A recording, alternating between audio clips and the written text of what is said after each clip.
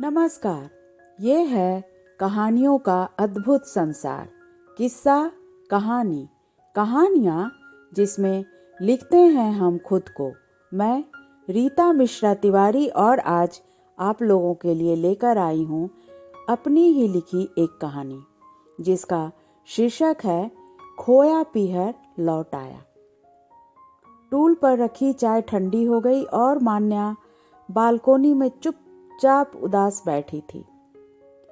सामने ही रास्ते के उस पार के एक घर के आंगन में आम से लदा पेड़ था। पेड़ के नीचे 4-5 बच्चे धमाचौकड़ी मचा रहे थे। कोई उचक कर तो कोई गुलेल से, कोई डंडा मारकर आम तोड़ने का भरसक प्रयास में कोई पेड़ पर चढ़े जा रहा था। तभी एक आदमी जिसकी उम्र यही कोई 50-60 के बीच होगी, उनकी आवाज मान्या साफ सुन पा रही थी। वो महाशय बच्चों को आम न तोड़ने के लिए डांट रहे थे। पेड़ पर चढ़े बच्चों को नीचे उतरने को कह रहे थे।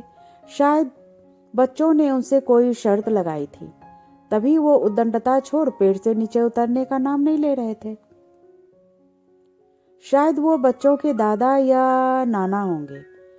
अब बेचारे महाशय बच्चों के प्रेम में वशीभूत शर्त को अंजाम देने के लिए खुद पेड़ पर चढ़ गए और आम तोड़कर नीचे गिराने लगे। इन दृश्यों को देखते देखते मान्या के दिमाग ने 14 साल पीछे उन खूबसूरत भूले बिसरे दर्द भरे लम्हों के पन्ने पलटने लगी।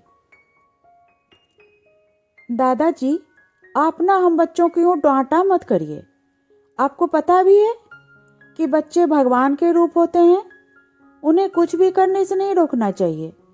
उनकी हर इच्छा पूरी करनी चाहिए, नहीं तो भगवान जी गुस्सा हो जाते हैं।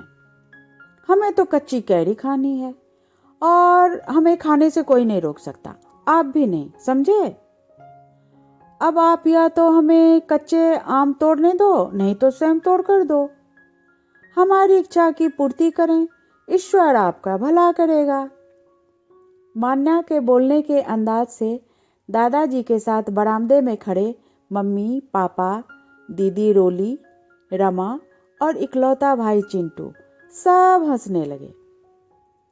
दादाजी बोले, अच्छा मेरी माँ, अभी आपको आम तोड़ कर देते हैं, मगर एक शर्त है। सारे बच्चे एक साथ बोल पड़े, हैं? शर्त? कैसी शर्त? आप हमें शर्त के नाम पर ब्लैकमेल कर रहे हैं, है ना दादाजी? दादाजी बोले, नहीं तो क्या? क्या करोगे? मान्या बोली, पापा से शिकायत कर देंगे।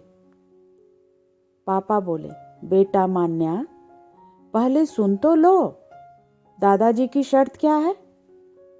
बच्चे एक साथ बोले, हाँ ठीक है, बताइए दादाजी, आपकी शर्त क्या है? पर सोच समझ कर, हाँ, हम बच्चे हैं। उधर से मम्मी आकर कहती है, क्या बात है, तुम लोग दादाजी को क्यों परेशान कर रहे हो? धूप बहुत तेज है, चलो सबके सब अंदर चलो। पिताजी चलिए, नहीं तो आपकी तबीयत खराब हो जाएगी। मान्या बोलती है, ओ पिताजी की चमची, रहने दो, दादाजी अभी कहीं नहीं जाएंगे। दादाजी जल्दी से अपनी शर्त बताइए। दादाजी बोले, बेटा, ये आम का जो पेड़ देख रहे हो ना, इसमें मेरी माँ के बड़े बेटे की जान बसती है। बहुत प्यार से इसकी सेवा शुश्रूषा करती थी। इस पेड़ को वो अपना बेटा ही मानती थी। रोज घंटों इसके साथ बैठती और दुनिया जहान की बातें करती। क्या हुआ था उन्हें दादाजी? पोलियो से ग्रसित थे वो। बहुत सुंदर, होनहार और बुद्धिमान थे। 15वां जन्मदिन था। बहुत धूमधाम से मनाया गया। रात को सोए तो फिर कभी नहीं जगे। ओह, फिर क्या हुआ दादाजी? माँ करीब पागल सी हो गई थी। एक दिन पिताजी माँ को आंगन में उग आए इस आम के पौधे को दिखाकर बोले, लाजवंती, हमारा बेटा कहीं नहीं गया है, हमारे पास ही तो है। देखो कितना खुश है और झूम रहा है। उसी दिन से माँ इस पेड़ को अपना बेटा मानने लगी और धीरे धीरे स्वस्थ होने लगी। भींग आए कोरो को पूछते हुए दादाजी ने कहा, बच्चों, तो शर्त यह है कि तुम लोग किसी भी मुसीबत, परेशानी या स्वार्थ में आकर इस पेड़ की बुनियाद को कभी चोट मत पहुंचाना। मेरा कहने का मतलब है कभी काटना या बेचना नहीं। ठीक है दादाजी, हम आपकी सारी शर्तें मंजूर करते हैं। दादाजी बच्चों को बहुत सारी कच्ची कैरी तोड़ कर दिए। कहते हैं ना, समय किसी का मोहताज नहीं है। अपनी तीव्रता से अच्छी बुरी यादों को पीछे छोड़ आगे बढ़ता जाता है। मान्या एक भाई और 3 बहनों में सबसे छोटी, तेज तर्रार, सबसे ज़्यादा खूबसूरत, दादाजी और सबसे छोटी होने के नाते अपनी मम्मी की भी बहुत दुलारी थी। वृद्धावस्था ने दादाजी को अपने गिरफ्त में ऐसा जकड़ा कि उनकी जान लेकर ही दम लिया। दोनों बहनें शादी करके ससुराल चली गई और भाई की दुल्हन हमारे घर। माँ को लीवर कैंसर की बीमारी लग गई। घर अस्त व्यस्त हो गया। बहनों की शादी में बहुत रुपए खर्च हो गए थे। पापा के रिटायर्ड के बाद पीएफ फंड भी खत्म हो गया था। अब माँ के इलाज के लिए पैसे नहीं थे। पापा को 2 चिंता थी, एक मेरी शादी और दूसरी माँ का इलाज। गांव में पुरखों की जमीन भी बिक गई, अब सिर्फ ये घर बचा था।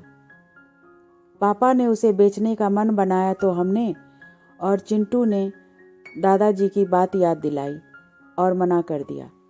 माँ की हालत दिन पर दिन बिगड़ती जा रही थी। एक दिन माँ पापा को बुलाकर मेरी शादी के लिए मामा जी के साला का बेटा, जो कि बेंगलोर में इंजीनियर था और इकलौता और बहुत ही संस्कारी, उससे करने की बात कही। साधारण ढंग से शादी कर मैं ससुराल आ गई।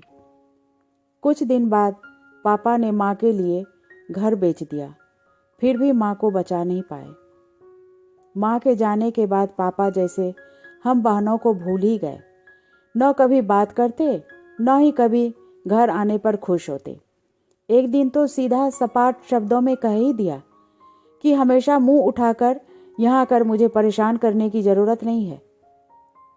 चिंटू ने जब इतराज जताया तो उसे भी अलग रहने को कह दिया। हमारा पीहर छूट गया। पापा के जाने के बाद आर्थिक स्थिति बहुत खराब हो गई थी।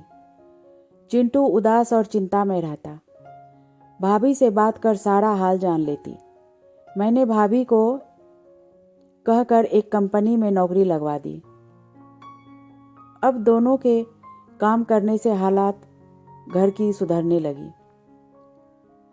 मान्या की तंद्रा तब भंग हुई जब काकी मतलब मेड ने कहा, अरे बिटिया, तुम्हारी चाय तो ठंडी हुई गई, दरवाजे पर कोई आया है।